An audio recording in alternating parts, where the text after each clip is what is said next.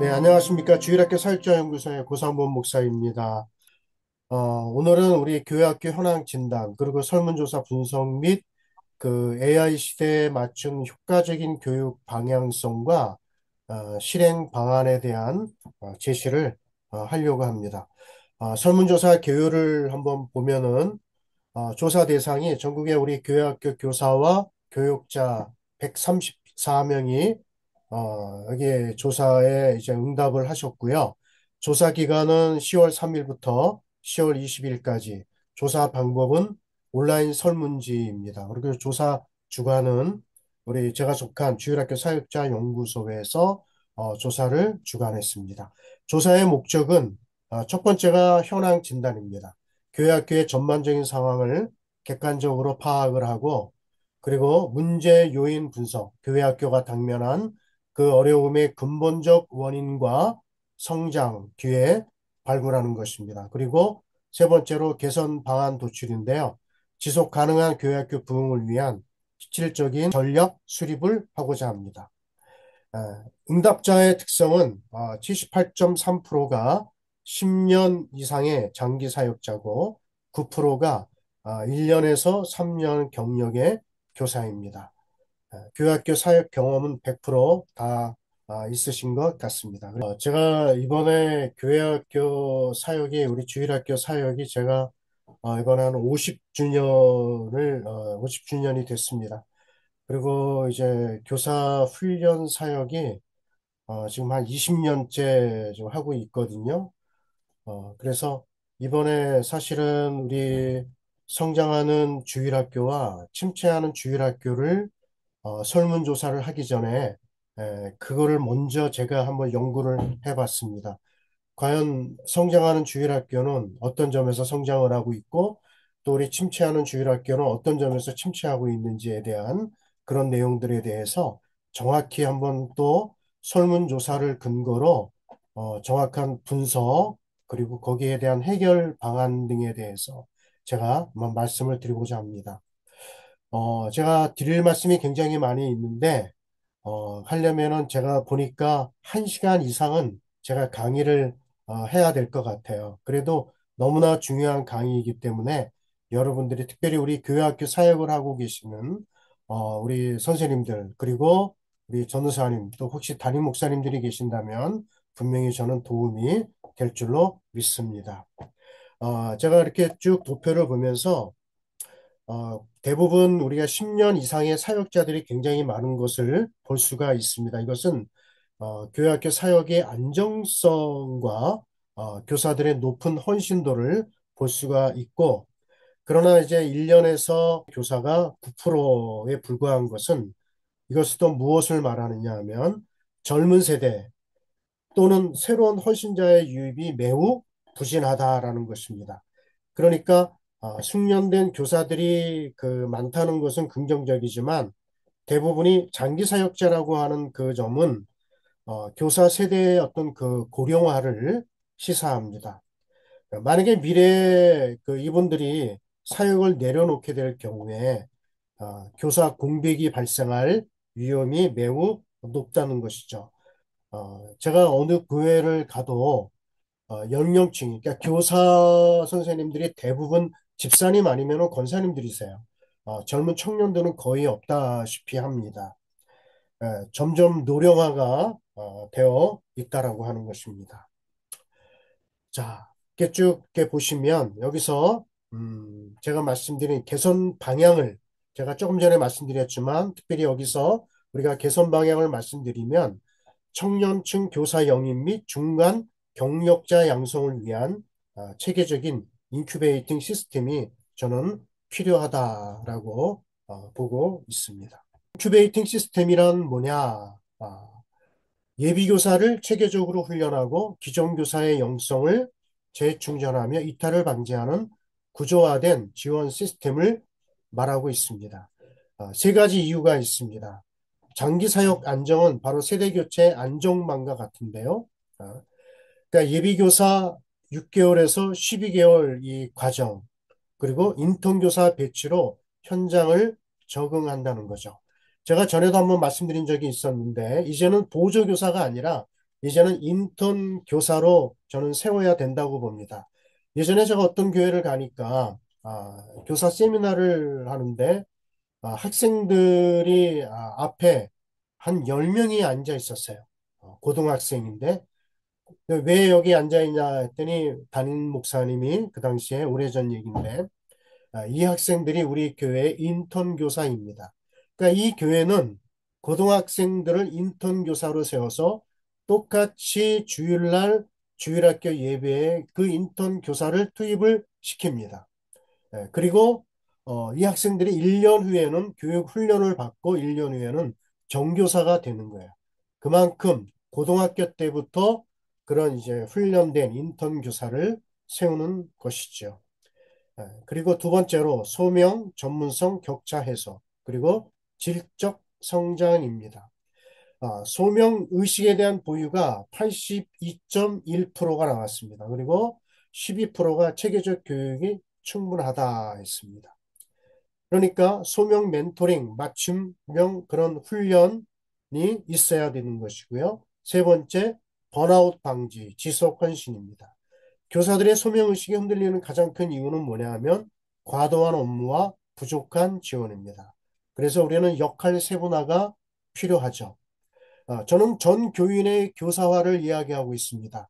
꼭 가르치는 교사뿐만이 아니라 특별히 우리 성도들에게 있어서 나는 좀 시간이 있다. 그러면 보조교사라도 주일날 정교사 선생님을 도와드릴 수가 있고 나는 시간이 없다. 그러시면 혹시 간식 교사가 될 수도 있습니다. 우리 주일학교 학생들에게 간식으로 그 아이들에게 제공할 수 있는 그런 교사가 될 수 있고요.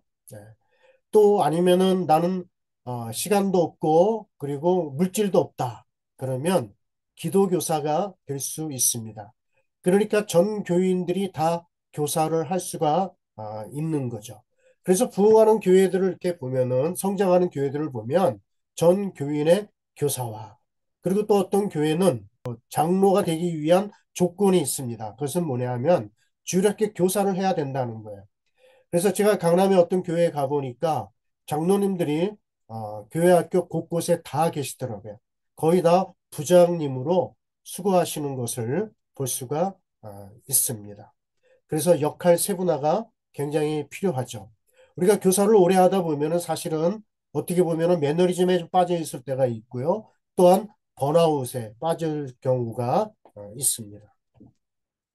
자, 이제 목차를 말씀드립니다. 서로 왜 지금 교회 학교를 다시 이야기해야 하는가? 두 번째, 주요 설문 결과를 분석을 했습니다. 그래서 9가지 주제로 제가 말씀을 드리겠고요. AI 시대 교회 학교의 새로운 기회, 성장, 침체의 원인과 시급까지 대안과 방향 제시를 제가 5가지를 말씀드리려고 합니다. 그리고 결론 및 다음 단계로 들어갑니다.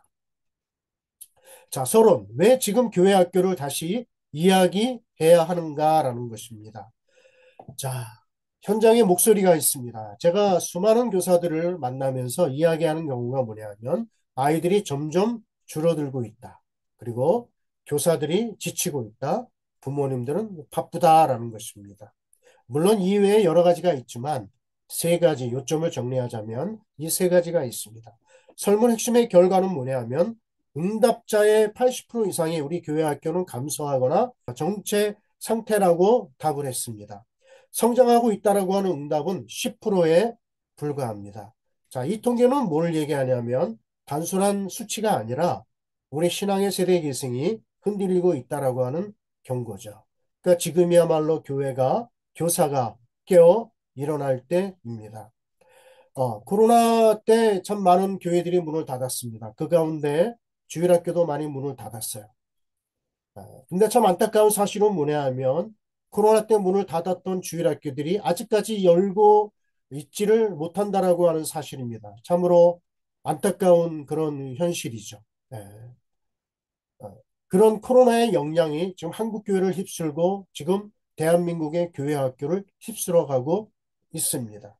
많은 주일학교들이 문을 닫았습니다. 자, 우리 교회 학교의 현 주소를 이렇게 한번 보시면 그렇습니다.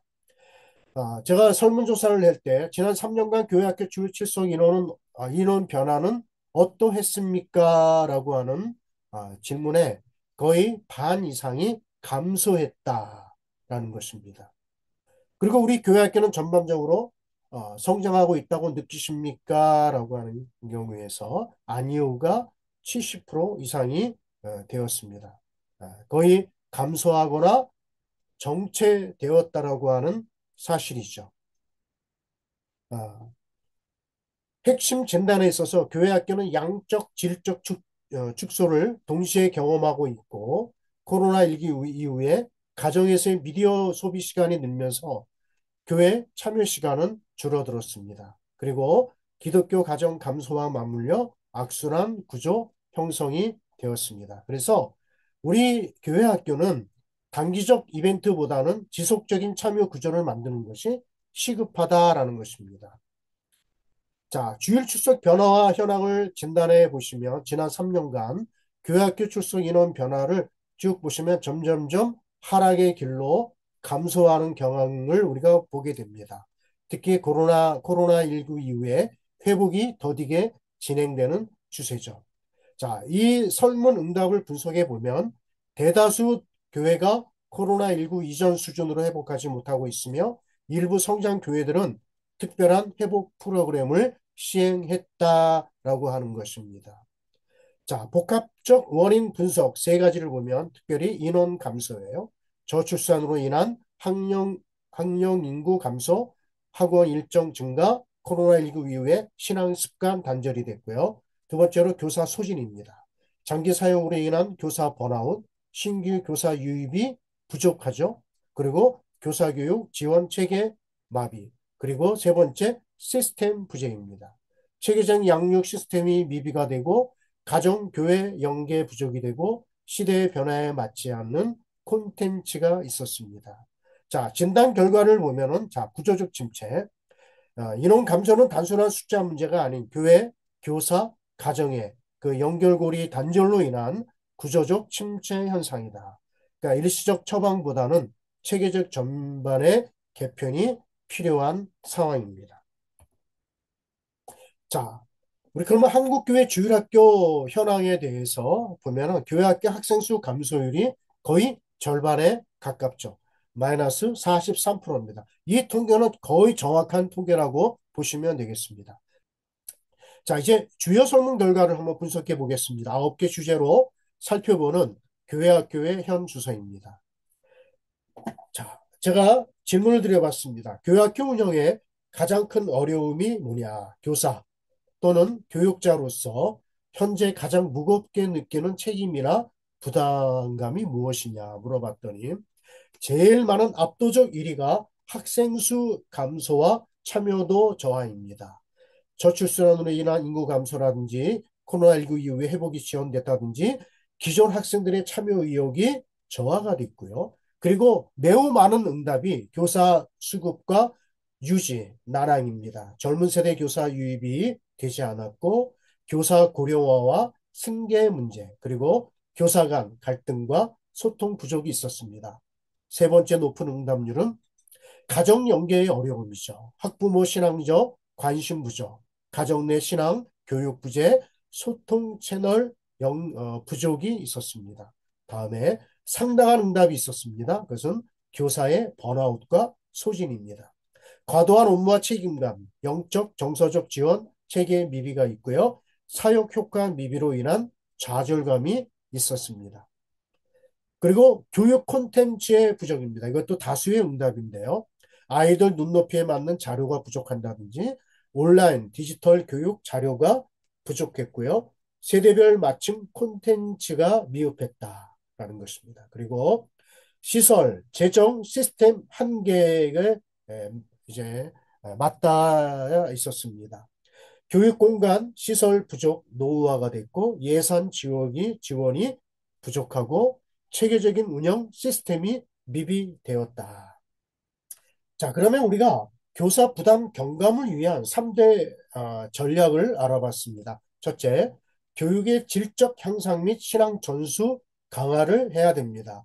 그래서 부모 교육을 의무화해야 됩니다. 그래서 1년에 한 두 차례는 부모 교육을 해야 되는데, 저도 이제 가끔씩 학부모 이제 교육을 나가거든요. 왜 주일학교 교육이 중요한지. 이제 앞으로는 어, 우리 아이들을 교회 학교에 보내는 그것으로 의무를 다했다 생각하지 마시고, 아무래도 우리 아이들이 집에 있는 시간들이 많이 있으니까, 집에 있으면 당연히 우리 교육은 부모가 해야 되죠. 그래서 우리 부모들이 교회 학교 교사가 되어야 합니다. 네.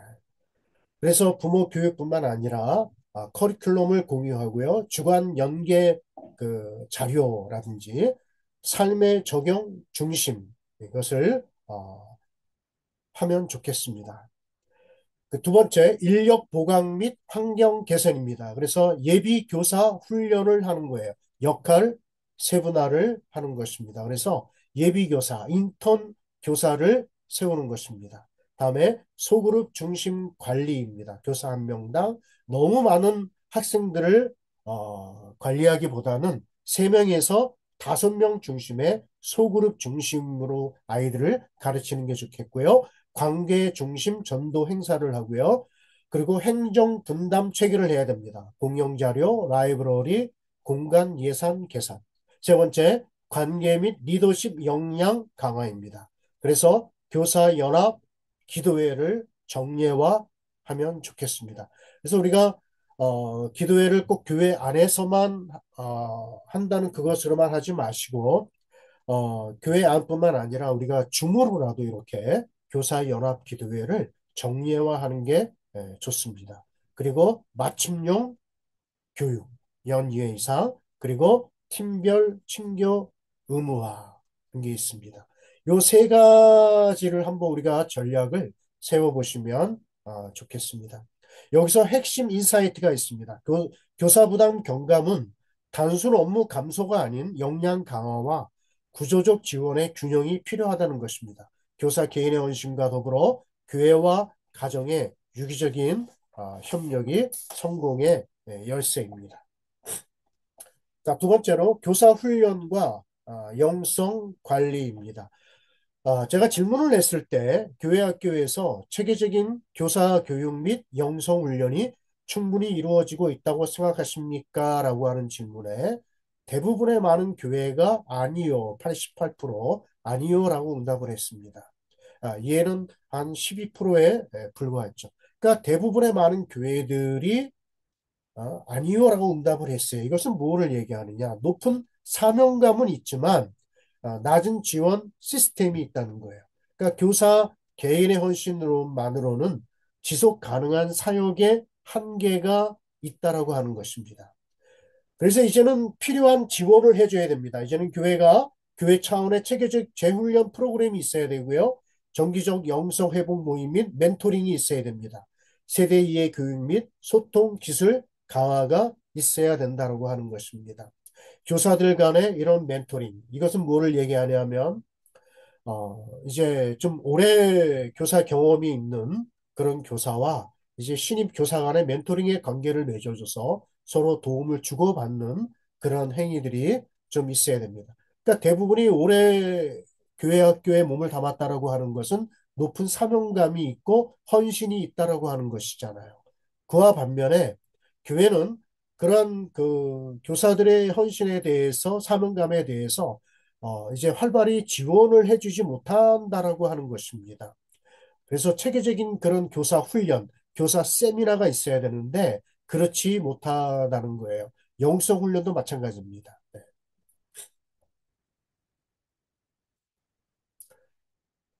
교사들의 사역 참여율과 헌신적인 자세가 교회 학교의 교육의 질을 높이는데 기여한다고 보십니까? 라고 했을 때 대부분의 많은 분들이 예라고 대답을 했습니다. 자, 그러면 교사 지원 및 충전 실천 방안이 있습니다.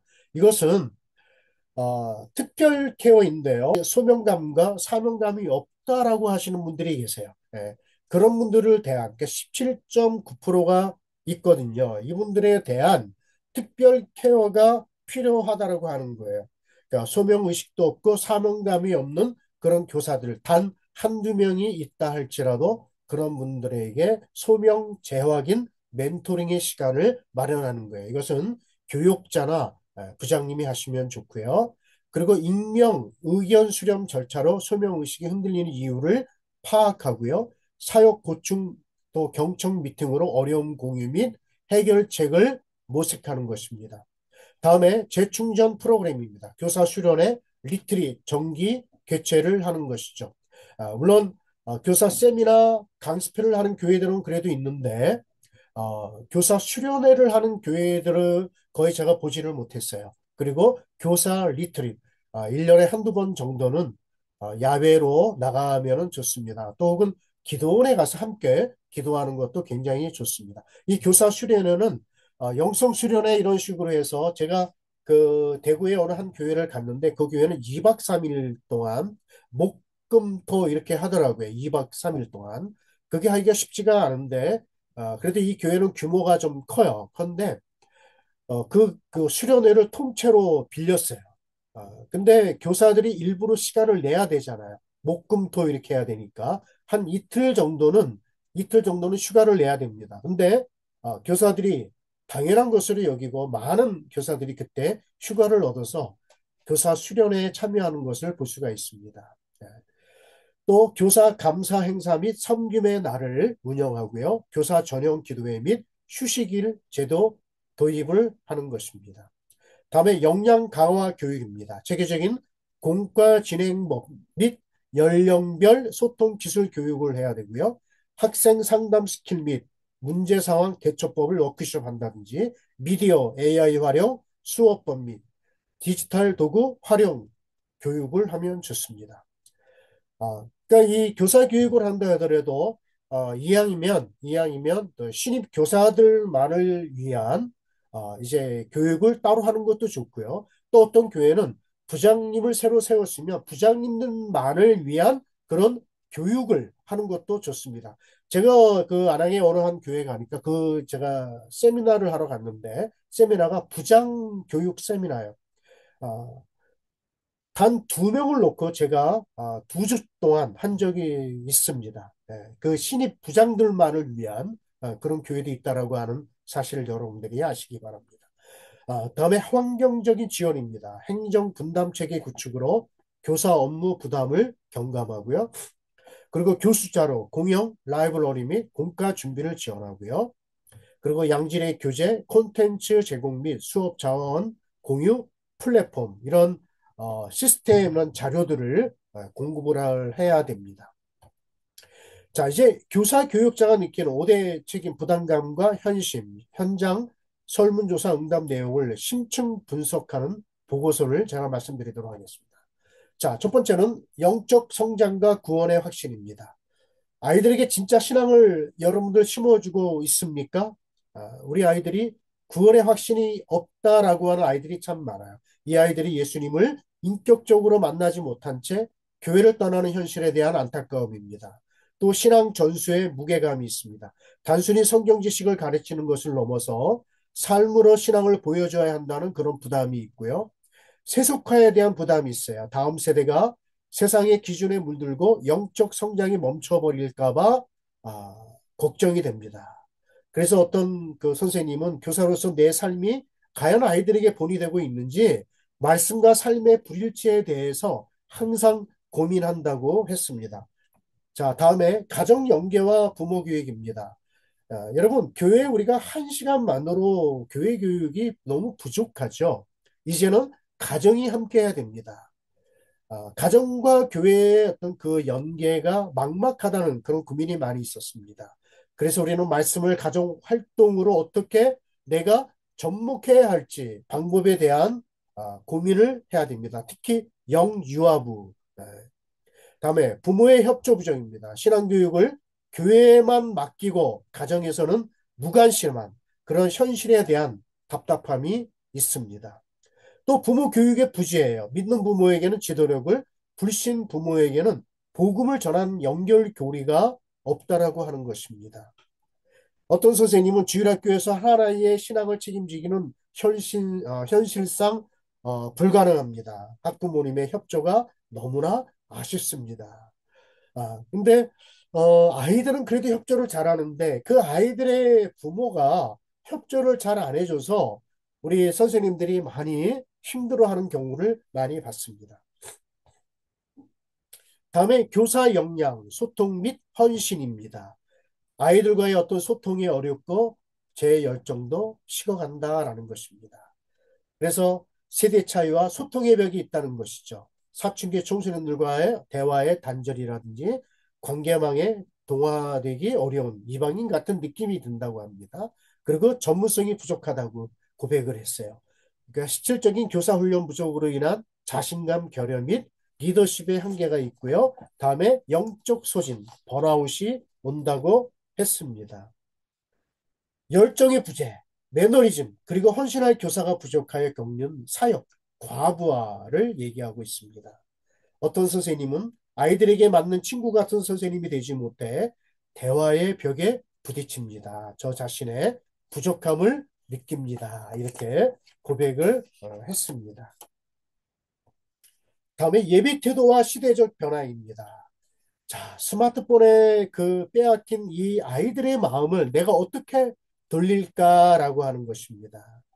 자, 예배의 진정성 결여예요. 예배 시간에도 휴대폰을 하거나 그 집중하지 못하는 그런 산만한 태도이죠. 그래서 저는 이렇게 이야기를 합니다. 일단 예배할 때는 스마트폰을 예배당에 들어가지 못하도록 다 반납을 하고 예배할 때는 우리가 예배할 때만 하나님께만 집중할 수 있도록 그렇게 해야 된다고 하는 거예요.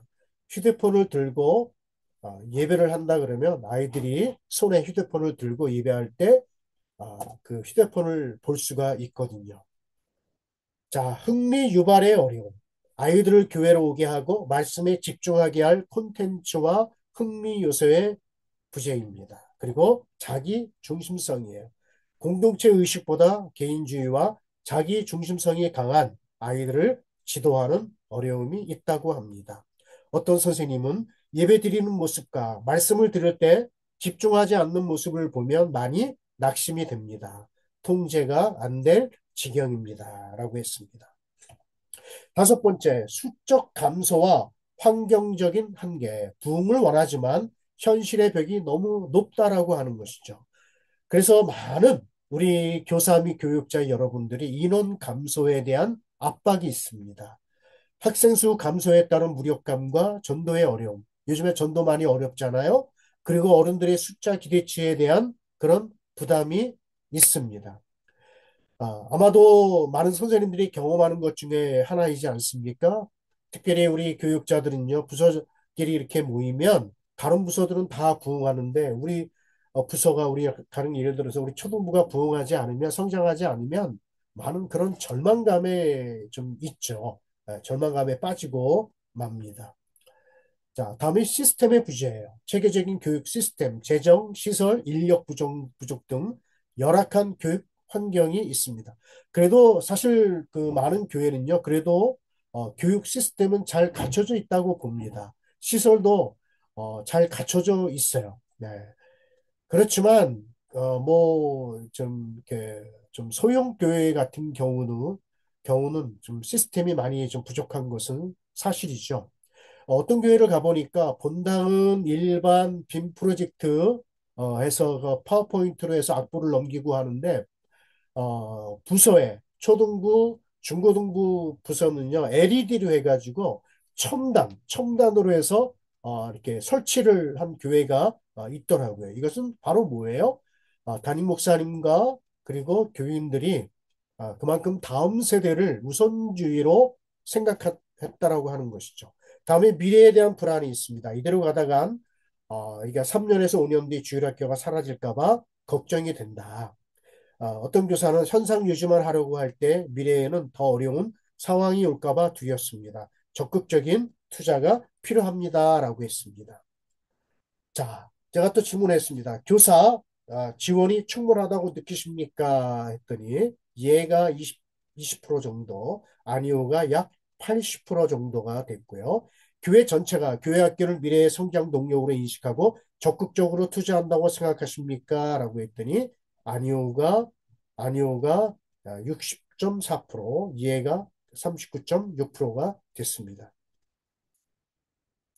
교육부서 예산 배정과 교육시설의 현대화가 충분히 이루어지고 있다고 생각하십니까? 했더니 아니오가 64.2% 월등히 많았습니다. 그리고 교학교 사역에 있어서 단기적인 성과보다 다음 세대 양육이라는 장기적인 비전을 갖고 있습니까? 라고 하는데 그래도 여기는 뭔가 좀 긍정이 얘가 68.7%가 나왔습니다. 아니오가 31.3%예요. 자, 여기서 우리가 설문 요약을 보면은요. 다음 세대 사역의 갈림길이 있습니다. 교사들의 헌신과 열악한 현실 간의 심각한 괴리를 볼 수가 있는데요. 자, 긴급 경고 신호가 나왔습니다. 교사들은요, 자신의 헌신에도 불구하고 교회 리더십으로부터의 실질적인 지원과 투자가 매우 부족하다고 인식하고 있다. 이는 사역 지속 가능성에 대한 가장 큰 위험한 징후이다. 네. 그래서 부정이 다 세 가지 다 나왔잖아요. 교사 지원 충분 여부라든지 예산 시설 배정 충분 여부, 교회 전체 투자 충분 여부가 전부 다 부정으로 나왔어요. 주요 메시지는 뭘 얘기하는 거 하냐 하면 내가 열심히 사역하고 싶어도 교회, 당의 리더십에 지원과 투자가 없어 힘들다라고 하는 현장의 목소리가 강력하게 반영되었다라는 것입니다. 자, 그러나 잠재적 동력이 있습니다. 열악한 환경 속에서도 교사들은 다음 세대 양육에 대한 확고한 소명의식과 장기적인 비전을 굳건히 가지고 헌신하고 있다는 거예요. 이는 교회학교 성장의 근본적인 희망입니다. 그래서 다음 세대 양육에 대한 장기적인 비전이 68.7%가 나왔다라고 하는 긍정적인 희망이 나왔습니다. 자, 주요 메시지는 무엇입니까? 교회학교의 잠재력은 교사들의 장기적인 비전과 헌신에 여전히 있다. 이 비전이 현실화되도록 지원이 시급하다라는 것입니다.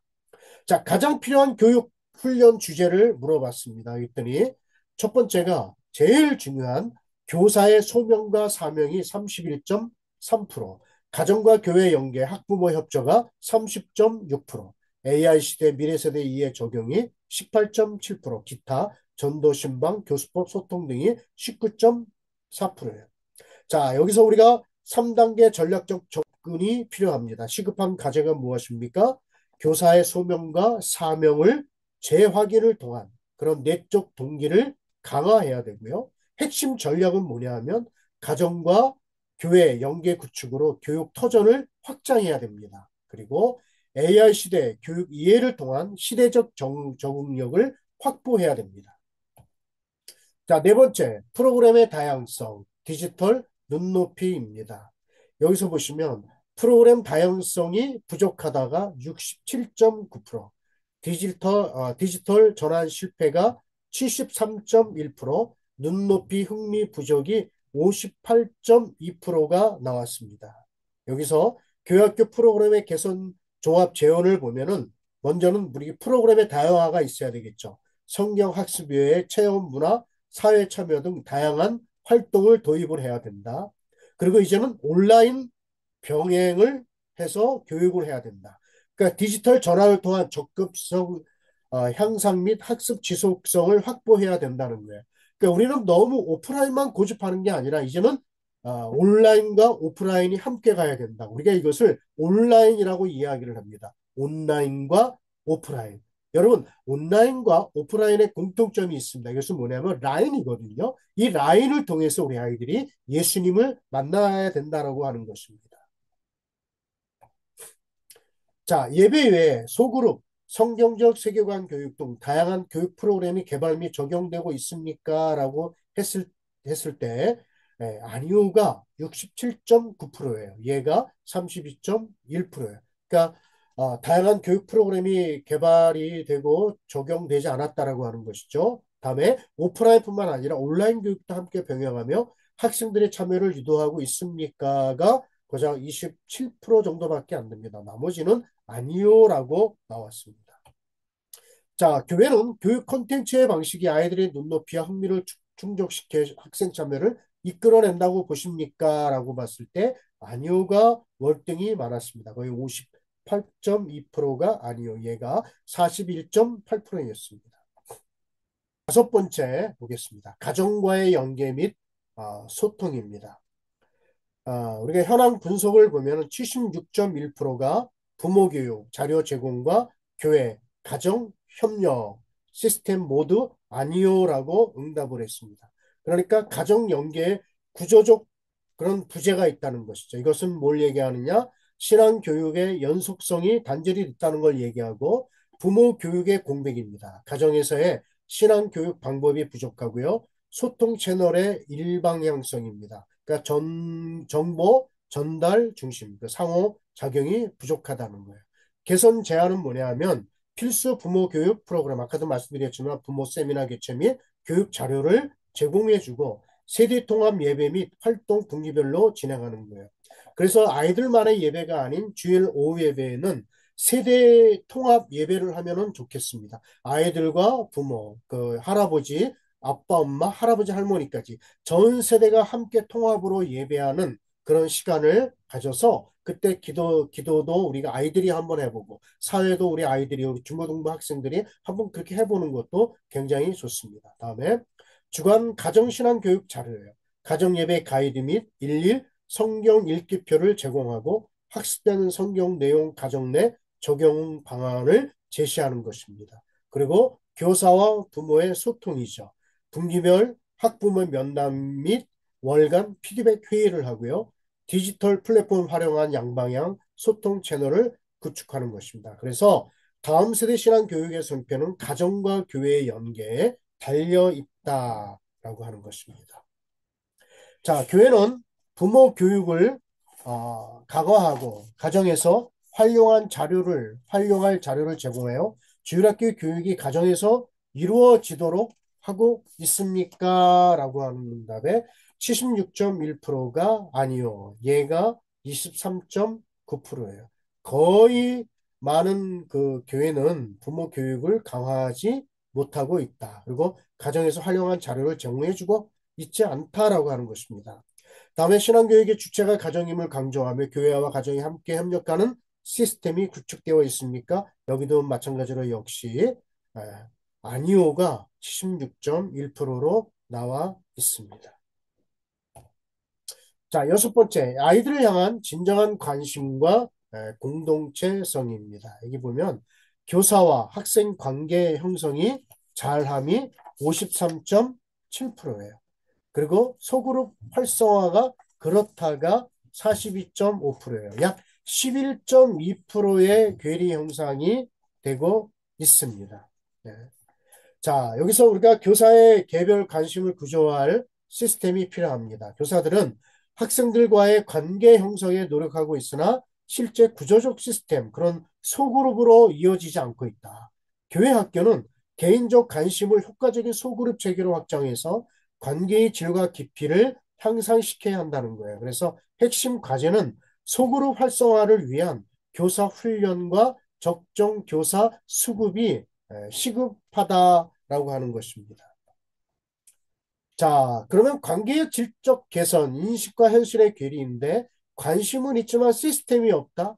속으로 부재가 나온 돌봄에 이 공백이 있어야 된다라고 하는 것인데요. 자, 아까 말씀드린 11.2%의 갭이 나오잖아요. 그죠? 교사의 관계 형성 인식이 긍정이 53.7%. 나는 아이들에게 관심이 있다는 거예요. 그리고 그러나 이제 소그룹 활성화 현실 긍정이 42.5%예요. 그러니까 실제적인 돌봄 시스템은 작동하지 않는다라고 하는 거예요. 핵심 문제는 뭐예요? 구조의 부재입니다. 그러니까 교사들은 개별적인 관심은 가지고 있으나 이를 담아낼 소그룹 시스템이 활성화되지 않아서 관계가 피상적으로 머물고 있다는 거예요. 그러면 결과가 어떻게 됩니까? 학생들은 교회에 대한 어떤 소속감과 친밀감을 느끼지 못하고 이는 출석률 저하로 영적 성장 부진으로 이어진다라고 하는 거예요.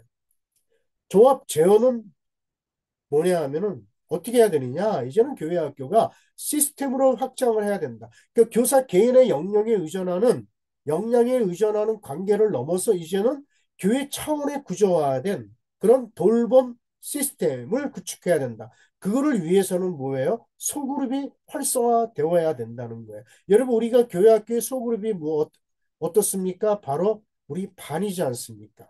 네? 우리 반 이 소그룹이 잘 운영이 돼야 된다는 거예요. 저는 그래서 주로 우리 교회학교 선생님을 반목회자다 이렇게 제가 이야기를 해야 돼, 이야기를 하거든요. 그래서 소그룹 활성화를 위한 교사 훈련과 적정 교사 수급이 가장 시급한 과제입니다. 자, 이제 저출산 세속화, 디지털 문화 등 사회적 변화를 인식하고 이에 맞는 새로운 교육 방안과 전도 방식을 모색하고 있습니까? 라고 하는 질문에 압도적으로 많이 아니오가 65.7%, 얘가 34.3%예요. 그러니까 새로운 교육 방안도 없고 전도 방식을 모색하지도 않는다. 대부분의 많은 교회들이 그렇다는 얘기예요. 그리고 AI 시대에 대비하여 다음 세대에게 필요한 기독교 교육의 방향과 콘텐츠에 대한 고민을 하고 있습니까? 하는 것 같습니다. 많은 교사들이 기독교 교육의 방향과 콘텐츠에 대한 고민은 하고 있습니다. 아니오가 38.1%예요. 그리고 AI, 뭐 예를 들어서 챗 GPT 등 디지털 도구, 유튜브 온라인 플랫폼 등이 교회 학교 교육에 도움이 된다고 생각하십니까? 라고 한 응답에 예가 84.3%, 아니오가 15.7%예요. AI 기술을 활용한 교육자료 개발, 행정 효율화 또는 새로운 학습 경험 제공에 관심이 있거나 실제로 활용하고 있습니까? 라고 하는 질문에 대부분의 많은 교회들이 아니요. 62.7%, 얘는 37.3%예요. 자, 그러면 디지털 도구를 교회 학교에 도입할 때 우려되는 점, 예를 들어서 챗 GPT라든지 유튜브 이런 많은 도구들이 있지 않습니까? 우려되는 점은 무엇이라고 생각하십니까? 라고 하는 질문에 제일 많은 게 교사 및 교육자의 역량이 부족하다. 예. 그 다음이 또 32.1%, 뭐 개인정보, 아니 신앙윤리 문제가 또 있고요. 뭐 그 다음이 개인정보 보호라든지, 그다음에 접근성의 부족이라든지, 효과 불확실, 뭐 비용 문제, 기타 잘 모르겠다 이렇게 나왔습니다. 자, 일곱 번째, AI 시대의 교육, 인식, 실행 격차입니다. 자, 여기서 제가 아까 말씀드렸지만 AI 시대 교육의 필요성은 공감하지만 84.3%가 공감하지만 그러나 실제 교육 현장의 활용은 20% 정도밖에 되지를 않고 있습니다. 이것은 뭐예요? 지원과 훈련에 부재가 있는 것이고요. 그리고 교사들의 디지털 역량 격차가 주요 원인으로 나타났습니다. 자, 그러면 장벽과 대응의 방안이 있습니다. 이것은 신앙적인 우려입니다. 아까 우리 많은 대부분의 우리 교사들이 우리 교육자들이 얘기했듯이 AI 기술에 대한 신학적 관점과 영적 분별력이 부족하다라는 거예요. 여러분, 챗 GPT와 같은 그런 AI 이런 기술들을 여러분들 많이 써보셨을 거예요. 그것을 사실 주일학교에 접목시킨다든지 이런 것들이 우리가 공부를 하지 않으면 안 됩니다. 그래서 이것을 무작정 배척하기보다는 필요할 때 유용하게 또 쓰는 것도 굉장히 좋은 방법이라고 생각이 되죠. 자, 역량 부족입니다. 교사들의 디지털 리터러시와 AI 활용 기술 부족, 구조적 한계, 교육 시스템 내 기술 통합, 지원 체계 미비입니다. 그래서 이제는 어떻게 해야 되느냐? 성경적 세계관과 AI 리터러시 훈련. 그러니까 우리가 리터러시라고 하는 것을 제가 좀 이따가 말씀드리겠습니다. 교사 대상 AI 윤리 기술 기본 교육 및 성경적 통합 관점을 제공을 해줘야 되고요. 파일럿 운영, 및 성공 사례 공유. 그러니까 소규모 부서에서 AI 활용 시범, 그러니까 파일럿이 시범 운영이지 않습니까? 그런 시범 운영 후에 노하우 및 효과를 검증하는 것입니다. 다음에 AI 윤리 가이드라인을 마련하는 것입니다. 그러니까 교회 환경에 맞는 AI 활용 윤리 지침 개발 및 적용 교육이 필요하다는 거예요. 자, 제가 조금 전에 미디어 리터러시 교육이 중요하다라고 말씀드렸습니다. 이것은 뭐냐면 사실 우리가 알파 세대에 있어서 미디어 리터러시가 중요한 게 뭐냐면 우리가 알파 세대의 특징이 이겁니다. 2010년 이후에 출생한 디지털 네이티브 세대라고 이야기를 하죠. 그러니까 지금에 태어난 이 아이들도 마찬가지로 알파 세대입니다. 유아기부터 디지털 미디어 환경에서 성장을 했죠. 태어날 때부터 이제 핸드폰을 쥐고 사는 그런 아이들이죠. 그러니까 4살에서 6세 아동의 71%가 매일 1시간 이상 디지털 미디어를 시청하고 있고요. 초등학생의 스마트폰 보유율은 84%입니다. 우리 중고등학생들은 90% 이상이 되고요.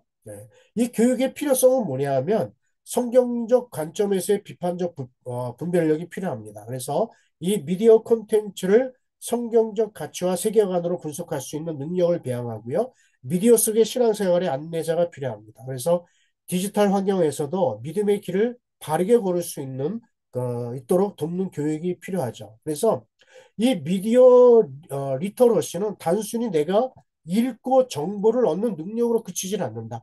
이미 이 교육은 일반 학교에서도 교육이 실행되어지고 있어요. 그러니까 쉽게 얘기하면 우리 아이들이 유튜브를 보는 능력이라든지 스마트폰을 조작하는 능력 등 그런 뭐 기술적 능력에서 벗어나서 아이들 사실은요 우리보다 우리 아이들이 더 잘 만져요. 스마트폰이라든지 조작하는 거라든지 유튜브를 어떻게 본다든지 하여튼 그런 모든 것들, 챗 GPT라든지 월등히 우리보다 더 낫습니다. 그러나 미디어가 주는 메시지를 해석하고 미디어를 비판적으로 수용할 수 있는 지식적인 것은 우리 아이들은 미비하다라고 하는 것이죠. 네.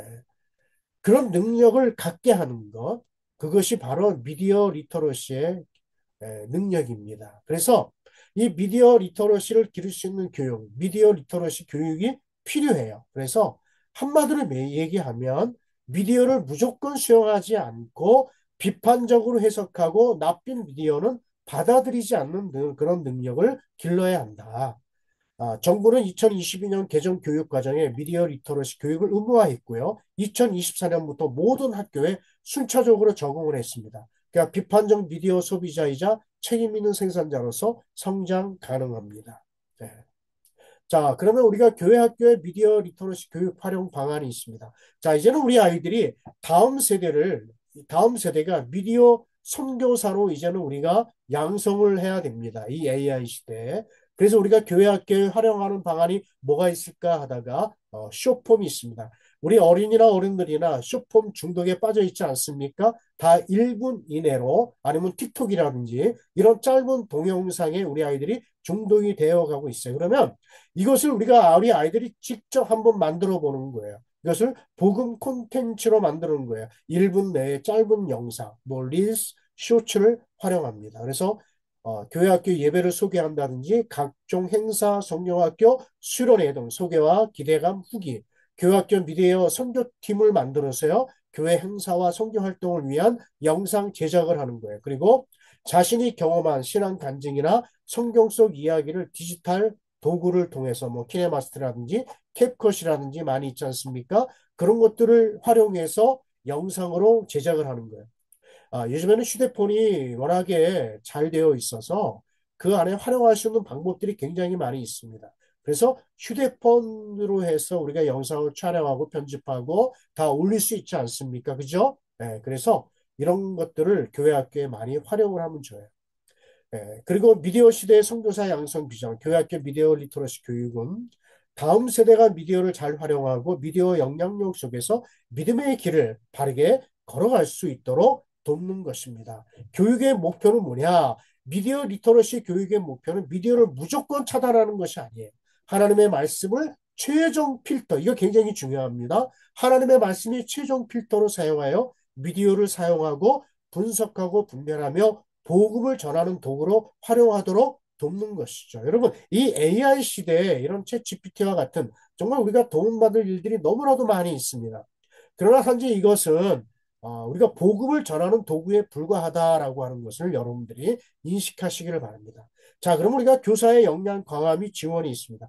자, 우리가 교사들이 그러면 이걸 어떻게 활용을 해야 되느냐? 교사 미디어 활용 훈련이 있습니다. AI 도구, 챗GPT, 미디어 생성 AI 등을 활용해서 주일 공과 자료를 제작하거나 학생들의 눈높이에 맞는 그런 콘텐츠를 발굴하는 그런 방법을 훈련하는 것이죠. 그래서 챗GPT를 정말 잘 활용만 하면은 PPT도 저도 이제 PPT도 많이 그 챗GPT를 통해서 많이 제가 도움을 받았거든요. 그래서 이제 각종 이제 영상 제작이라든지 그런 것들을 큰 수고 없이 제가 만들 수가 있습니다. 다음에 부모 교육의 연계예요. 가정에서 자녀의 미디어 사용 습관을 성경적으로 지도할 수 있도록 부모요, 미디어 가이드 자료를 정기적으로 제공하고 부모 교육 세미나를 개최하는 것입니다. 다음에 시대인식 공유입니다. 교사들이 급변하는 미디어 환경, 예를 들어서 메타버스를 하든지 인공지능 등 빠르게 인식하고 교회에 적용할 수 있도록 시대적 통찰을 공유하는 세미나를 정례화하는 것입니다. 자, 그러면 교회 학교의 예배가 하나님을 만나는 경험에 초점을 맞추고 참여를 유도하며 지루하지 않게 운영되고 있습니까? 이제 그 예배와 어떤 그 시스템에 대해서 질문을 한 겁니다. 그랬더니 예가 61.2%, 아니오가 38.8%였습니다. 그 우리 교회 학교는 체계적인 교육 시스템이 갖춰져 있고 교사들의 역할과 책임이 명확하게 분담되어 교육 활동에 혼선이 없습니까? 라고 하는 질문에 아니오가 50.7%, 거의 반이죠. 거의 뭐 반반이라고 보면 되겠습니다. 아니오고도 얘도 거의 한 50%에 육박합니다. 종합 분석을 할 때 강점, 예배와 시급한 과제 시스템이 있습니다. 그래서 교학교 교육의 시스템 정비의 시급성은 뭐냐면 강점은 예배의 질적 운영을 대해서 노력을 해야 된다. 왜? 61.2%가 긍정이잖아요. 예배가 경험 중심으로 운영이 된다라고 하는 것이거든요. 그러니까 대다수가 하나님 경험하고 학생들의 참여를 유도하고 있다고 평가를 했어요. 이는 뭘 얘기합니까? 다음 세대의 영성 함양을 위한 가장 기본적인 사역, 즉 하나님을 만나는 경험을 제공하는 노력이 그리고 성공적으로 이루어지고 있다라는 거예요. 그러나 문제는 뭐냐면 예배의 질적 운영에 대한 노력은 강점이나 시스템 및 역할의 체계화는 시급한 과제다. 50.7% 부정이 체계적인 시스템 역할의 명확성이 부정이라는 거예요. 자, 이것은 바로 뭘 얘기하냐? 위험 신호예요.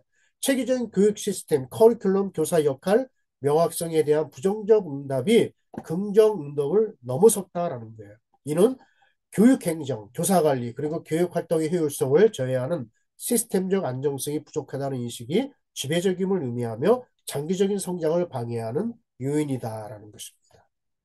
자, 아홉 번째, 다음 세대 인구 변화 대처입니다. 전도 전략이죠. 예. 얘가 전도 전략 모색 중이 46.3%, 아니오가 전략 미비가 53.7%예요. 예. 자, 이제 전도 사역의 공백이 나왔습니다. 다음 세대 인구 감소 문제를 심각하게 인식하고 교회 밖 아이들에게 다가가기 위한 구체적인 전도 전략을 지속적으로 모색하고 있습니까? 라고 하는 게 질문의 요지거든요. 과반수의 교회가 인구 감소라고 하는 위기에 직면했음에도 불구하고 실질적인 대응 전략 마련에 소극적이거나 미흡하다. 이는 교회학교 성장을 가로막는 가장 시급한 과제 중 하나로 교회 밖 아이들을 향한 새롭고 지속 가능한 전도 전략의 수립 및 실행이 절실하다라고 하는 것이죠. 아마 대부분의 많은 교회들은요, 직분자나 아니면 성도들의 자녀들을 대부분이 가리킬 거예요. 그죠? 대부분이 성도들의 자녀라고 저는 보고 있습니다. 그러니까 어떤 선생님이 이렇게 얘기를 해요. 그냥 성도들 자녀들만 잘 가르치면 되지라고 생각을 하고 있어요. 그러나 여러분, 아직까지도 수많은 교회 밖에 아이들이 있어요. 그 아이들, 예수님을 모르는 수많은 아이들이 아직도 교회 밖에 있다라고 하는 사실을 여러분들이 기억하시고요. 요즘에 학교 앞 전도가 너무너무 힘들죠. 괜히 전도하다가 경찰서에 끌려갈 때가 참 많이 있습니다. 어린이 전도협회가 세신자 교육을 하고, 다음에 이제 세소식반을 하면서 놀이터에서 아이들을 모아놓고 해요. 그것도 참 힘들게 됐어요. 많이 우리 선생님들이 그 사역자들이 많이 고민을 하더라고요. 근데 여러분 학교 앞 전도만 고민하지 마시고 여러분 학원 앞을 공략하십시오. 이제는 학교 앞 가지 마시고 우리 아이들이 대부분 학원을 가니까 학원 앞 공략을 여러분들이 하시면 좋겠습니다. 자, 이제 3부입니다. AI 시대 교회학교 새로운 기회예요. 복음을 전달하는 새로운 언어입니다. 자, 그럼 AI 시대 교회학교엔 어떻게 적용하면 될까요? 교사를 위한 세 가지 핵심 전략 가이드를 말씀드리도록 하겠습니다. 전략 첫 번째, AI는 도구다라는 것입니다. 여러분, 도구입니다. 교사는 본질입니다.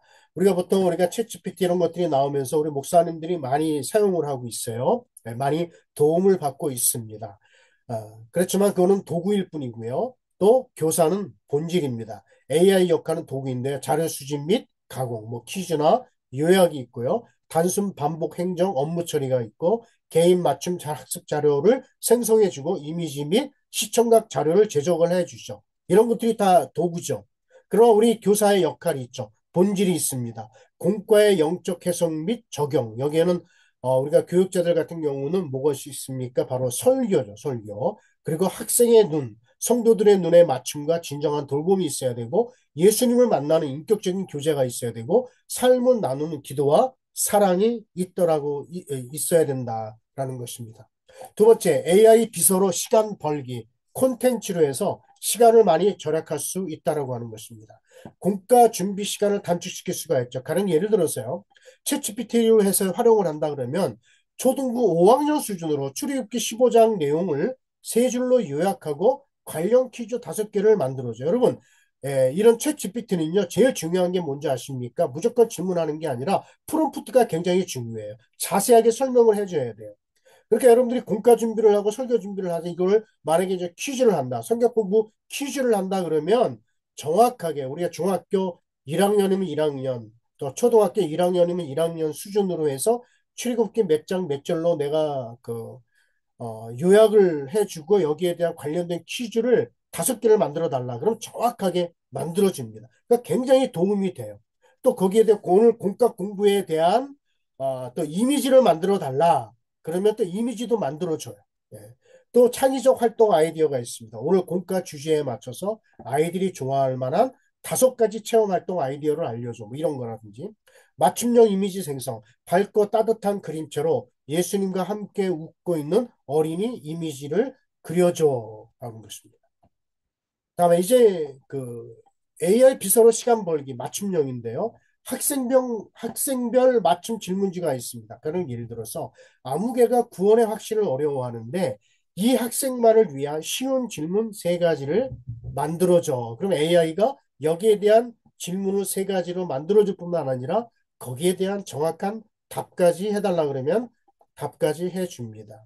다음에 미디어 추천 및 큐레이션이 있습니다. 오늘의 설교 주제와 관련된 기독교 유튜브 쇼폼 영상 2개를 추천해줘. 이렇게 한다든지 확보된 시간의 활용, 행정 시간을 줄이고 아이들의 영혼을 위해 더 깊이 기도하고 사랑하는데 여러분들이 또 투자하시기를 바랍니다. 그러니까 이런 것들을 다 하면서 그럼 내가 할 게 없네 그렇게만 생각하지 마시고 이거는 하나의 제가 도구라고 말씀드렸잖아요. 그죠? 그럼 우리가 교회들은 끊임없이 우리 아이들을 위해서 더 깊이 기도하고 사랑하는데 여러분들이 투자를 해야 됩니다. 세 번째는 분별력입니다. 성경적 AI 리터러시 분별력이 있는데요. 여러분 AI 콘텐츠는요. 진리가 아님을 교육해야 됩니다. AI의 답변은 참고 자료입니다. 절대적인 진리는 무엇입니까? 오직 성경 말씀뿐임을 우리가 명확히 가르쳐야 됩니다. 데이터의 편향성 교육. AI는 세상의 데이터를 학습하므로 죄된 가치관이 반영될 수 있음을 알립니다. 그리고 여기에 대한 만약에 토론을 한다 그러면 우리 학생들, 중고등부 학생들 같으면 AI는 성공을 어떻게 정의해야 할까? 성경이 말하는 성공과 무엇이 다를까? 뭐 이런 토론을 한번 해보는 것도 좋습니다. 자, 이제 책임이 있습니다. 책임이는 이제는 디지털 시민이 되어야 됩니다. AI를 사용하더라도 그 결과에 대한 책임은 바로 나에게 있음을 가르칩니다. 복음의 선한 영향력입니다. AI로 자료를 만들 때도 사랑, 정직, 존중과 같은 기독교적 가치를 담아내도록 지도합니다. 그리고 능동적인 생산자, 단순 소비자가 아닌 AI를 도구로 활용하여 복음 콘텐츠를 만드는 생산자로 세워야 합니다. 자, 중요한 것은 뭐예요? 우리가 누구인가라고 합니다. 우리가 먼저는 우리 교사 자신이 우리가 먼저 정체성에 대해서 과연 나는 누구이냐? 우리 학생들에게 너는 하나님의 자녀다. 하나님은 너희를 끝까지 책임져 주신다. 네, 우리는 하나님의 자녀라고 하는 우리는 말씀을 떠나서는 안 된다라고 하는 이런 사실들을 우리 아이들에게 가르쳐 줘야 됩니다. 제4부 성장 침체의 원인과 시급 과제입니다. 성장은 사랑과 투자에서, 침체는 관심과 연결의 부재에서 비롯이 됩니다. 자, 성장 요인과 침체 요인이 있습니다. 여러분들 정말 유심히 좀 봐주시면 좋겠어요. 자, 성장 요인을 보겠어요. 자, 과연 우리 교회는 성장하는 교회인가 한번 보겠습니다. 교회 전체의 지속 투자에 관심이 있습니다. 교회 리더십의 다음 세대 비전 공유와 우선순위와 일관된 재정 인력 지원. 두 번째, 복음 중심 설교 교육이 있어요. 성경 기반의 체계적 커리큘럼, 아이들의 눈높이에 맞춘 효과적인 복음 전달, 교사의 소명 의식과 한식, 영적으로 준비된 교사들의 헌신적 섬김과 다음 세대를 향한 진정한 사랑입니다. 다음에 침체 요인이 있습니다. 저출산, 인구 감소예요.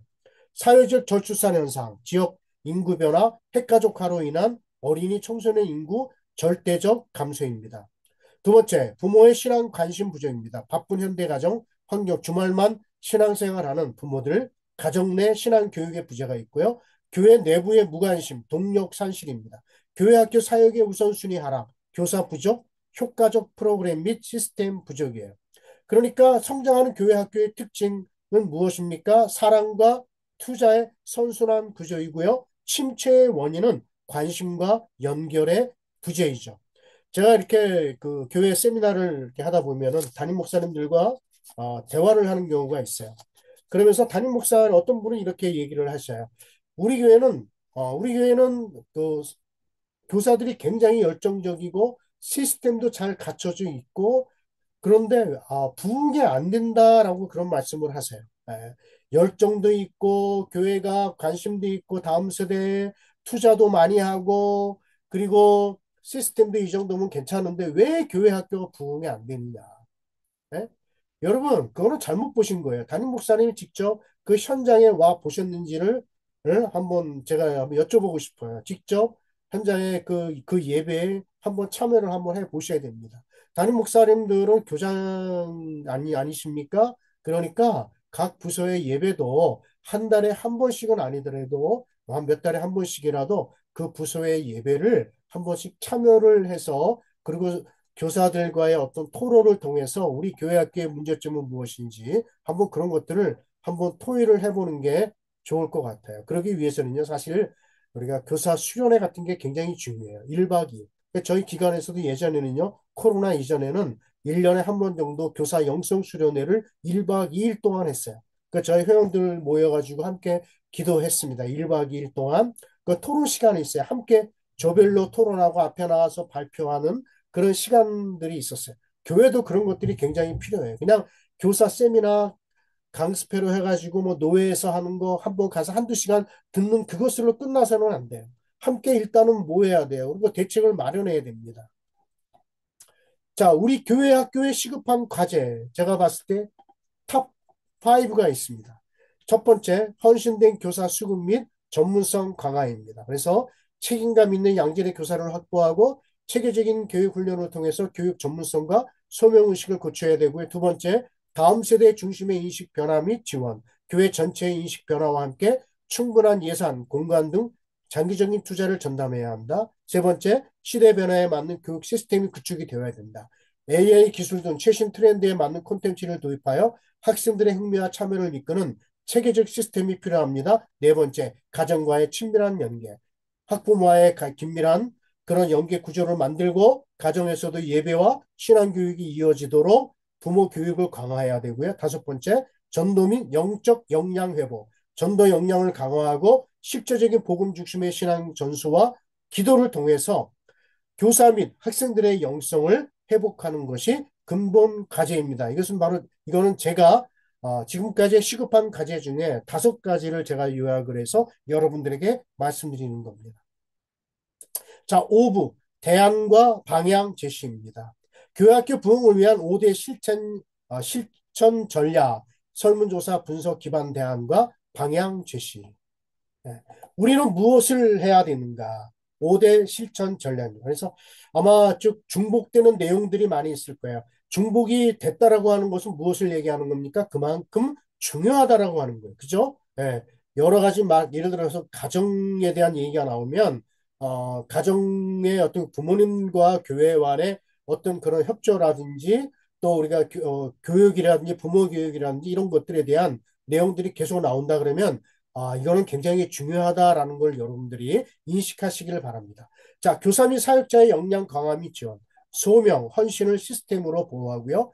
학생 중심의 교육 프로그램 개발, 암기식 교육을 넘어서 참여형 체험 활동을 강화한다. 가정 연계 교육 및 부모 참여 증진, 신앙 교육의 주체인 가정을 동역자로 세운다. 저는요, 그래서 저는 이렇게 목사이지만 교사를 같이 이렇게 동역자로 보고요. 또 반에 우리 반에 그 아이들 부모 있잖아요. 부모들도 저는 같은 동역자로 그렇게 저는 생각하고 있습니다. 자, 그리고 교육 콘텐츠 및 시스템 현대화, 시대의 변화에 맞는 하이브리드 교육을 도입한다. 그리고 교회 전반의 비전 교육 및 투자, 다음 세대를 교회의 최우선 순위로 세운다. 여러분, 하이브리드 교육이라고 하는 것은 뭐냐면은 그냥 오프라인 교육만 이제 고집하는 게 아니라 이제는 온라인과 오프라인이 함께 가는 교육을 얘기하는 거예요. 자, 그래서 전략 첫 번째입니다. 교사 역량 강화 및 지원입니다. 이제 갈수록 더 중요합니다. 체계적인 교육 및 영성 훈련 확대, 교사의 전문성과 소명 의식을 함께 고취한다. 가장 필요한 훈련 1순위가 우리가 도표에서 우리가 설문조사에서 봤듯이 1순위가 뭐예요? 바로 교사의 소명이죠. 31.3%예요. 그러니까 교사의 소명과 사명이에요. 그래서 처음 교사 교육을 할 때는요, 많은 교회들이 교사의 소명과 사명에 대해서 강의를 많이 하죠. 저도 그래서 교사 세미나나 교사 홀씬 예배할 때 교사의 사명과 교사의 소명에 대한 그런 주제를 갖고 강의한 적이 참 많이 있습니다. 다음에 소진, 교사들의 소진, 번아웃 방지 대책을 마련하는 거예요. 격려 모임, 멘토링 프로그램, 영적 재충전 기회, 수련회, 기도회를 정례화한다. 다음에 파트 2입니다. 교사 충원 및 행정 부담 경감. 아까 말씀드렸죠. 인턴 교사. 그러니까 지금부터라도 늦지 않았으니까 인턴 교사를 세워야 됩니다. 이미 정교사, 내년도에 헌신할 정교사가 세워졌으면 정교사만 세워지는 게 아니라 인턴 교사도 함께 세우면 좋습니다. 인턴 교사는 청년이나 또 아니면은 우리 중고등부 학생들 가운데 내년에, 그러니까 내후년이죠. 그러니까 인턴 교사는 내후년에 정교사로 들어갈 그런 학생들을 미리 뽑아서 인턴 교사로 활동하면 좋겠습니다. 그리고 3년 사역 제도들, 1년 담임의 한계를 극복하고 학생과 깊은 관계를 맺기 위한 교육의 지속성을 검토한다. 이거는 제가 검토라고 했지만 적극 여러분들에게 추천합니다. 1년 담임 교사가 아니라 1년마다 영적 교사가 바뀌는 이런 체계가 아니라 이제는 교사가 한 반을 맡았으면 3년 동안 맡아야 된다는 게 제 주장이에요. 가령 예를 들어서 내가 지금 초등학교 6학년을 맡았어요. 그러면 3년이라 그러면 그 아이들이 중등부에 올라간다 그러면 함께 교사도 같이 올라가는 추세예요. 자, 우리 고등학교 3학년을 내가 맡았어요. 그러면 청년부도 같이 올라가는 그런 시스템으로 이제는 가야 된다. 이제는 1년마다 담임이 바뀌는 그런 시스템으로 바뀌어져야 된다. 이제는 3년 사역 제도를 도입을 해야 된다라는 것입니다. 자, 이제 전략 2, 학생 중심의 교육 프로그램을 개발하는 거예요.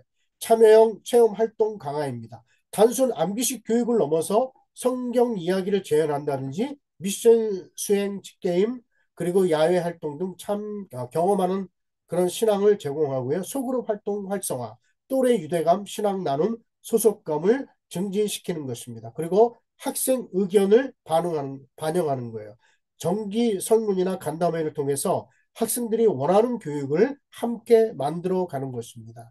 다음에 가정연계 교육 및 부모 참여 증진이에요. 이건 부모 교육 프로그램을 활성화하는 것입니다. 그래서 신앙교육의 주체인 가정을 세우는 것이고요.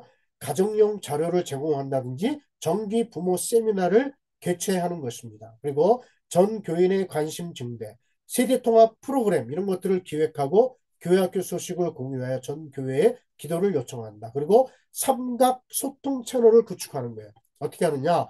교사와 학부모와 교회예요. 그래서 이런 유기적인 협력 체계를 구축해서 신앙 전수의 시너지를 높이는 것입니다. 네 번째, 교육 콘텐츠 및 시스템을 현대화하는 것입니다. 그래서 눈높이 콘텐츠 및 프로그램을 다양화하는 거예요. 예배 외에 성경적 세계관을 교육한다든지 소그룹 모임도 다채로운 그런 프로그램들을 기획하는 거예요. 그리고 하이브리드 교육, 온라인 그런 교육들을 적극 활용하는 것입니다. AI, 챗GPT, 유튜브, 온라인 그런 플랫폼 등을 우리가 활용을 해서 접근성을 높이고 주중에도 실한 교육이 이루어지도록 이것은 사실은 우리 교육자들이 우리 교회가 담임 목사님들이 이거는 연구를 좀 해야 됩니다. 그리고 AI 활용 윤리 지침을 마련하는 것, 신앙적인 우려 해소를 위한 건강한 가이드라인과 교사 교육을 병행하는 것입니다. 전략 다섯 번째, 교회 전반의 비전 공유 및 투자입니다. 다음 세대 비전 공감대를 형성하는 거예요. 그래서 교회 리더십과 모든 성도가 다음 세대를 미래 성장의 동력으로 인식하고 확고한 사명감을 공유하는 것입니다. 다음에 재정 및 시설을 투자 확대하는 것입니다. 교육부서 예산을 최우선으로 우리가 진행을 하고 시설 현대화를 통해서 쾌적하고 효과적인 학습 환경을 조성하는 게 중요합니다. 자, 이제 6부 결론 및 다음 단계입니다. 핵심 메시지가 있습니다. 침체는 뭐예요? 구조적인 문제예요. 비전, 교사교육, 가정 연계에서 비롯이 됐고 회복은 교사, 교회, 가정, 삼중 협력에서 가능하다. 다음에 AI 시대의 디지털 감수성 속에서 이제는 우리가 해야 될 일이 뭐냐? 영적 본질을 회복해야 된다. 그래서 당장 시작할 세 가지가 있습니다. 교사 재훈련, 영성 회복, 그것이 이제 제대로 돼야 되겠죠. 다음에 부모 교육, 가정 자료 배포, 소그룹 구조, 재정비 및 역할 명확화가 돼야 됩니다. 그래서 이제는 교회에서 몇 명이 모이든지 간에 이제는 뭐 교역자나 아니면 외부 강사나 그런 이제 목사님, 담임 목사님도 좋습니다. 그래서 교사 재훈련이 필요하죠. 그래서 교사는 영성만 있어서도 안 돼요. 전문성이 있어야 됩니다. 그래서 영성과 전문성이 같이 가야 된다. 네. 그걸 위해서 교회가 해야 될 것들이 있습니다. 자, 그러면 이제 제가 이제는 클라이막스로 성장하는 교회와 침체하는 교회의 그런 침체 요인과 성장 요인을 10가지 핵심 포인트로 비교해서 분석을 했습니다. 이것은 제가 주일학교 사역을 50년 하면서 제가 나름대로, 그러니까 이거는 그 설문조사 하기 전에 이건 설문조사와 관계가 없습니다. 그러나 중복되는 게 굉장히 많이 있어요. 제 나름대로 제가 50년 사역하면서 제가 결론을 내린 겁니다. 과연 성장하는 주일학교가 어떤 교회고 침체하는 주일학교가 어떤 교회인지 한번 보겠습니다. 자, 이렇게 쭉 뭐 이렇게 있는데 시간이 없으니까 자, 첫 번째 교사의 역량과 헌신이죠. 첫째, 자, 성장하는 주일학교는 어떠냐? 훈련되고 헌신적인 교사들이 많다. 담임 목회자의 책임하에 체계적인 교사 훈련과 영성 훈련이 이루어진다. 교사들이 교육에 적극적으로 참여하고요. 열정을 다해 아이들이 섬깁니다. 자, 그러면 반면에 침체하는 주일학교는 교사들의 소명 의식과 사명감이 부족해요. 교회에서 전문적인 훈련을 받지 못하고 있습니다. 교사 수급에 어려움을 겪거나 교사들의 사역 참여율이 저조합니다. 그리고 헌신적인 자세가 부족해서 교육의 질이 떨어질 수밖에 없습니다. 자, 두 번째, 미래지향적인 비전과 투자입니다. 자, 성장하는 주일학교는요, 교회 전체가 주일학교를 미래 성장 동력으로 인식하고요, 적극적으로 투자합니다. 그리고 교육부서 예산을 충분히 비장하고요, 그다음에 교육시설을 현대화합니다. 그리고 교육자와 교사들에게 전폭적인 지원을 아끼지가 않습니다. 교사 세미나, 교사 강습회, 다음에 교사 수련회 이런 것들, 교사 리트릿 이런 것들도 하고요. 그리고 어떤 뭐 교사 주일에는 말이죠. 교사들에게 정말 그 어떤 그 우리가 교사들은 어떤 사례비를 받지 못하고 있으니까 그들에게 금일봉을 주는 그런 이제 또 교회가 있고 교사들에게 정말 최선을 다하는 그런 교회가 있어요. 그리고 다음 세대를 하나님의 일꾼으로 양육한다는 장기적인 비전을 가지고 투자합니다. 그럼 침체하는 주일학교는 어떤 주일학교입니까? 당장의 어려움에 집중해서 장기적인 안목이 부족해요. 그리고 주일학교의 예산이나 시설 투자에 인식합니다. 그리고 담임 목사가 주일학교에 대한 관심이 없습니다. 그냥 담당 부교육자, 부장님에게만 다 맡기고, 우리 담임 목사님은 전혀 관심이 없는 거예요. 예배에 한 번도, 주일학교 예배에 한 번도 참석을 하지 않다거나, 또 아니면은, 교사들을 격려한다거나 그런 것조차 전혀 없다라고 하는 거예요. 그리고 미래를 내다보는 장기적인 계획 없이 현재의 운영에만 급급하죠. 그리고 예를 들어서 뭐 담당 부교육자나 전도사님이 또 아니면 부장님이 우리가 이러이러한 행사가 있으니까 목사님 혹은 장로님 또 이런 얼마가 필요합니다. 교회 우리 주일학교 예산이 얼마가 필요합니다. 그러면 꼭 이런 말을 하시죠. 교회가 빚이 얼마인데 지금 투자할 게 없다라고 하는 거예요. 전혀 관심이 없는 겁니다. 프로그램의 다양성과 콘텐츠입니다. 성장하는 주일학교는 예배뿐만 아니라 다양한 교육 프로그램을 개발하고 적용합니다. 그래서 온라인과 오프라인을 결합한 온라인 교육을 통해서 참여를 유도하죠. 소그룹 성경적 세계관 교육도 연령별 맞춤형 콘텐츠를 제공하죠. 그리고 학생들의 필요와 관심사를 반영한 교육 방법을 도입합니다. 근데 여러분 예배는 우리가 온라인 예배로 우리가 코로나 때 온라인 예배를 적용한 그런 그 교회들이 얼마나 많이 있습니까? 지금도 거기에 이제 그 적응돼 가지고 현장 예배를 참여하지 않는 그런 그 어른들이라든지 또 아니면은 장년들이라든지 우리 어린이들, 학생들이 너무나 많이 있어요. 우리 청년도 있어요. 아직까지도 현장 예배를 참여하지 않는, 그러니까 집에서 나는 온라인으로 예배를 하겠다라고 하는 학생들이 있다라고 하는 거예요. 그건 아주 잘못된 거죠. 온라인 예배는 그거는 정말 어떤 이럴 때가 있을 수도 있어요. 예전에 코로나보다 더 심한 전염병이 올 수가 있어요. 그러면 그때 진짜 완전히 교회가 문을 닫을 수가 있잖아요. 그러면 그때는 온라인으로라도 대체를 해야 되죠. 그때는 할 수 없잖아요. 그러나 지금은 사정이 달라졌잖아요.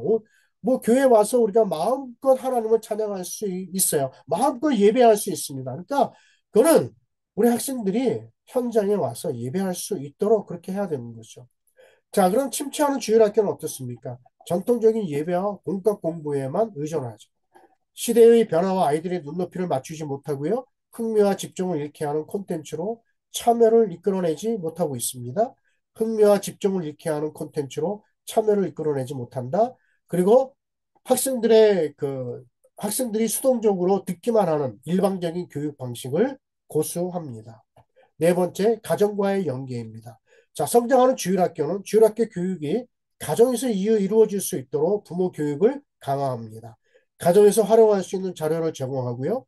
신앙 교육의 주체가 가정임을 강조합니다. 그리고 교회와 가정이 함께 협력하는 시스템을 구축하죠. 자, 침체하는 주일학교는 주일학교 교육을 교회만의 책임으로 여깁니다. 가정과의 소통이 부족하죠. 그리고 부모들이 자녀 신앙 교육에 중요성을 인식하지 못하고 있습니다. 그리고 교회 밖에서는 신앙이 단절되는 그런 경우가 많이 있습니다. 자, 다섯 번째, 아이들을 향한 진정한 관심과 사랑입니다. 자, 성장하는 주일학교는 교사와 교육자들이 아이들 한 명 한 명에게 진심으로 관심을 갖고 있습니다. 그리고 아이들의 이름을 기억하며 개인적인 관계를 맺습니다. 그리고 아이들의 개성을 존중하고 인격체로 대합니다. 아이들의 눈높이에 맞추려고 노력을 하고 있죠. 자, 침체하는 주일학교는 학생 관리가 형식적이고 기계적이다. 그리고 아이들을 단순한 숫자로만 여기는 경향이 있다. 그리고 아이들과 관계 형성에 소홀합니다. 그리고 아이들이 교회에서 소속감과 따뜻함을 느끼지 못하고 있습니다. 여섯 번째, 시대적 변화에 대한 인식과 대응입니다. 자, 성장하는 주일학교는 저출산, 세속화, 디지털 문화 등 사회적 변화를 인식하고 분석합니다. 시대 변화에 맞는 새로운 교육 방안을 적극적으로 모색하고요. 온라인 플랫폼과 디지털 매체를 교육에 적극 활용하며 새로운 전도 방식을 끊임없이 시도하고 개발합니다. 침체하는 주일학교는요. 사회 변화와 시대적 흐름에 둔감하고요. 반응이 느립니다. 과거의 방식과 교육 패턴만을 고수하고요. 디지털 매체에 익숙한 아이들의 특성을 이해하지 못합니다. 그리고 세대 차이로 인한 소통 단절이 심화되고 해결책을 찾지 못하고 있습니다. 일곱 번째, 예배의 중요성 교육입니다. 성장하는 주일학교는 예배와 주일 성수의 중요성을 학생들에게 명확히 교육하죠. 그리고 예배를 통해서 하나님을 만나는 경험을 할 수 있도록 노력하고요. 예배의 본질과 의미에 집중하며 가르칩니다. 그리고 예배가 단순한 의무가 아닌 하나님과의 관계임을 체험하게 합니다. 심취하는 주일학교는 예배의 본질보다 재미와 오락에만 치중합니다. 여러분, 어떤 교회는 어떤 행사를 했을 때, 여름성경학교나 그런 행사를 했을 때 예배보다 그러한 어떤 그 프로그램에 우선을 두고 아이들만 많이 모으면 된다는, 아이들만 그냥 무조건 끌인다는, 간식으로 아이들을 유혹한다든지 그런 것들로 해서 어떻게 우리 교회 학교를 살려보자 뭐 그런 생각들을 많이 하시는 것 같아요. 그러나 그게 아닙니다. 우리는 예배의 본질이 무엇인지, 아이들이 먼저 예배에 참석하고, 그리고 사실은 그런 프로그램들은 두 번째죠. 그죠? 예배가 지루하고 형식적으로 진행되어 집중도가 떨어집니다. 참여를 유도하지 못해 예배 참석률이 저조하다, 예배 중요성에 대한 교육이 부족하여 신앙의 기초가 약합니다. 여덟 번째, 시스템과 조직력입니다. 성장하는 주일학교는 체계적인 교육 시스템을 갖추고 있습니다.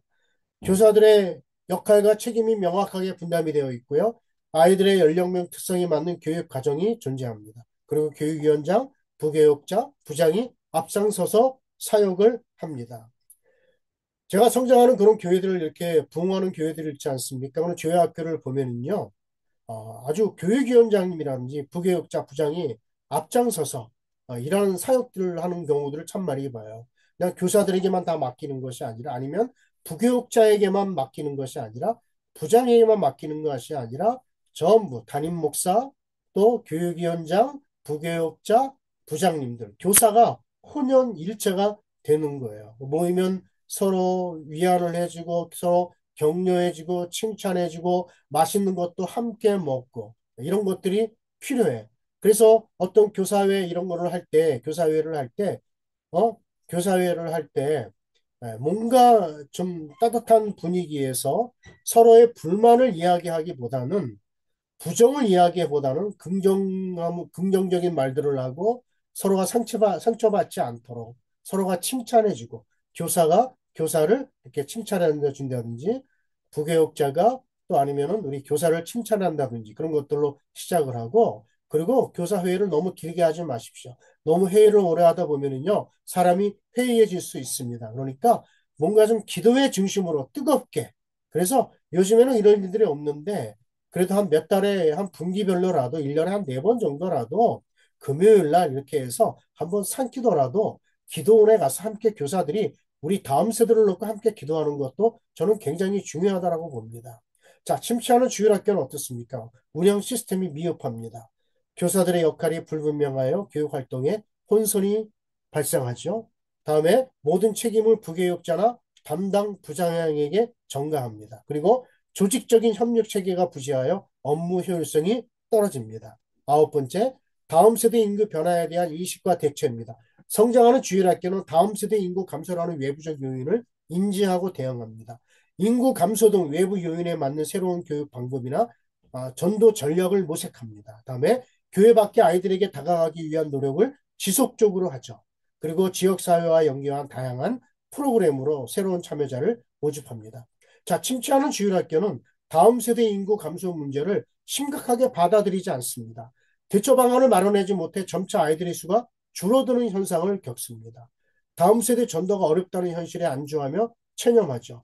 뭐 지금 음, 아이를 안 낳는 세상이 되어져 버렸으니까 주변에 가봐야 뭐 괜히 전도하다가 경찰한테 끌려서 혹시 갈 수 있으니까 뭐 이런 좀 그런 것들을 내서 좀 부정적인 입장 갖고 전도를 하는 경우들이 많이 있어요. 아예 그냥 전도를 안 하죠. 전도를 안 합니다. 그냥 현실에 안주해. 그냥 지금의 그 인원, 지금 그 인원 갖고 만족하면서 주일학교를 운영할 때가 정말 많이 있는 거예요. 여러분, 지금의 세계의 가장 중요한 거는 뭐냐면은 지속 가능한 발전이에요. 그죠? 그럼 과연 교회는요, 지속 가능한 교회가 될 수 있을까요? 지속 가능한 교회가? 지금은 그럼 여러분의 주일학교는, 교회 학교는요, 여러분의 부서는 지속 가능한 교회 학교가 될 수 있을까요? 앞으로 20년, 30년 후에도 이 인원이 그대로 있을까요? 네? 저는 그렇게 보지 않습니다. 여러분, 기존 학생들만 내가 잘 가르친다라는 그런 생각만 하고 계시는 분들이 계십니까? 그런 소극적인 생각을 갖고 계시면 절대로 우리 교회 학교는 성장하지 않습니다. 여러분, 저는요, 각 부서가 있는데 어느 부서가 제일 성장을 해야 되느냐? 저는 유아 유치부라고 봐요. 예. 유아 유치부가 부흥이 돼서 그 아이들이 성장해서 그 아이들이 유초등부에 올라가고 중고등부에 올라가고 청년부에 올라가는 것입니다. 그러니까 여러분들 혹시 유아 유치부 선생님들 계시면 정말 책임감 있게 우리 아이들을 잘 관리를 해야 될 것입니다. 자, 이제 마지막입니다. 소그룹과 돌봄의 공동체성입니다. 자, 성장하는 주일학교는 소그룹 모임을 통해서 아이들 각자에게 개인적인 돌봄을 제공하죠. 깊이 있는 관계 형성으로 아이들의 필요를 세심히 살핍니다. 건강한 공동체성을 바탕으로 강한 유대감을 형성합니다. 소그룹 활동을 통해서 아이들의 영적 성장을 도모합니다. 침체하는 주일학교는 아이들과의 관계 형성에 소홀합니다. 소그룹 모임이 활성화되지 않아서 형식적으로 운영이 되고요. 아이들이 교회 안에서 소속감을 느끼기 어렵습니다. 친밀감 부재로 아이들이 교회에 정착하지 못합니다. 네. 자, 이제 결론 및 적용입니다. 제가 이상 그 10가지 성장하는 주일학교와 침체하는 이 주일학교에 대한 10가지를 제가 여러분들에게 말씀을 해드렸는데 중복되는 게 아마 당연히 많이 있을 겁니다. 중복됐다라고 하면 반드시 그거는 중요하다라는 것을 여러분들이 인지하시고요. 자, 주일학교의 성장과 침체 두 모습에서 무엇을 선택할는지는 우리 모두의 선택에 달려 있습니다. 실천 방안이 무엇이냐? 교사 양성과 훈련에 투자하기, 가정과 연계된 신앙교육을 강화하기, 소그룹을 통한 돌봄과 공동체성을 키우기, 미래를 향한 장기적인 비전을 수립하고요. 아이들에게 진정한 관심과 사랑을 표현하기, 시대 변화에 적합한 교육 방법을 도입하기.